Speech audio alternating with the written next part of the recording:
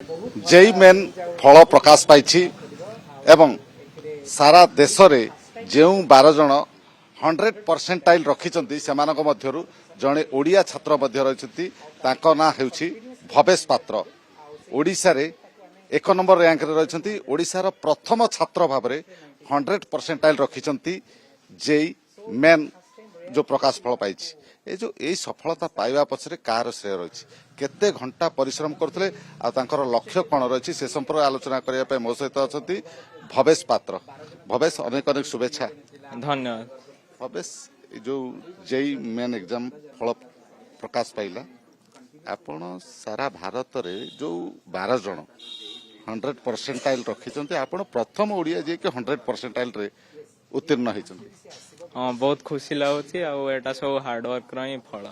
केते घंटा दिन को परिश्रम करते माने घंटा तो पाखापाखि 10 घंटा हो जाऊथिबा हेले मु घंटा हिसाब रे पढ़ नथली मु या सजेस्ट करी कि आपन को टारगेट फिक्स करके पढ़ियार अछि। केमती टारगेट फिक्स करथले माने प्रतिदिन फिजिक्स रो टिके केमिस्ट्री रो टिके एवं मैथ्स रो टिके हेमती टारगेट फिक्स करके आपन को पढ़ियार अछि। आपण निजे फिक्स करथले ना टारगेट ना आपन को पछरे जो कोचिंग टीचर माने हाँ से माने भी हेल्प करथले मु भी बेले बेले निजरो कंट्रीब्यूशन रखुतली माने सेमती ही डिसाइड होतला। आपण विरक्त हे जाउ नथले ना सेटा माने निजको भीतर ही मोटिवेट करिया पड़े सेती कष्ट करिया मोटिवेट निजको करथले के मोटिवेट करउथला आपण माने सरकर बहुत रोल रही माने ज्योति सर अम्बुज सर आउ मामा बापांकर भी बहुत रोल रही तो से माने मते मोटिवेट करथले। आपण ए जो मोबाइल बा स्मार्टफोन तो केते दूर रे रहउथले मोबाइल स्मार्टफोन मु छाड़ी देथली पूरा 11th और 12th रे पूरा मोबाइल छाड़ देछली आज्ञा कोन सी सोशल मीडिया रे किछि देखियो ना ना सोशल मीडिया रे भी अनेक जिंस सिखिबा जिंस अछि। हाँ शिक्षा जिनस अच्छी हेले मते मो पई मोबाइल टा डिस्ट्रैक्शन भलिया काम करथला तो मु मोबाइल देखा बंद कर देली। जेई मेन रे आपण 100% रखिले जेई एडवांस तो देबे जेई एडवांस पे केमती प्रिपरेशन जे एडवांस पे भी हमर मेंटर माने माने ज्योति सर अम्बुज सर बहुत हेल्प करिए से माने टेस्ट पेपर गुडा देबे सेडा कंसिस्टेंटली सॉल्व करिवि आउ क्वेश्चंस और मॉड्यूल्स भी देबे सेडा भी सारी आपण को भले स्टूडेंट अनेक समय 10 घंटा 12 घंटा 18 घंटा पर्यंत पढुछंती किंतु रिजल्ट पाई पारु नाहंती। हाँ तांकु मु या कहबी जे आपण को क्वालिटी स्टडी करियार अछि माने आपण को फोकस करी कि जदी आपण 5-6 घंटा ही पढ़ले ताहले भी रिजल्ट आसी पारियो।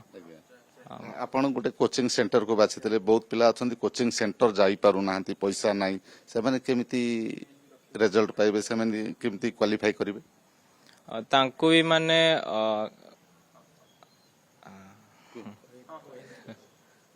तांकु भी मु या ही सजेस्ट करी कि आपण को कोहेन आसिया कथा आ एठी माने मेंटर माने हेल्प करि दे कोचिंग सेंटर जाई परिबेनी पैसा नाही से कोन क्वालिफाई करि परिबे नाही। हां करि परिबे कोन क्वालिफाई करिवे माने आपण को जेई मेंस पई तो एनसीईआरटी टा भलो रे कर देले एटा सफिशिएंट हबो एडवांस पई आपण को टिके रेफरेंस बुक भी करिया को पड़ियो आईआईटीएन हबा पई आपण को भारी इच्छा। हां को कॉलेज को इंस्टीट्यूट बाछिसन ना एबे पर्यंत बाछिनी को कॉलेज को जेबी गोटे लक्ष्य थिबो कि अमक इंस्टीट्यूट रे जाय कि मु स्टूडेंट हेबी सेठी ना एबे लक्ष्य नै सेडा जे एडवांस देला परे मु फाइनल करी ए एडवांस रे 100% रहिबो सेडा कष्ट तो करी सेडा परे जाना पड़िया रहियो कि नै। Thank you good luck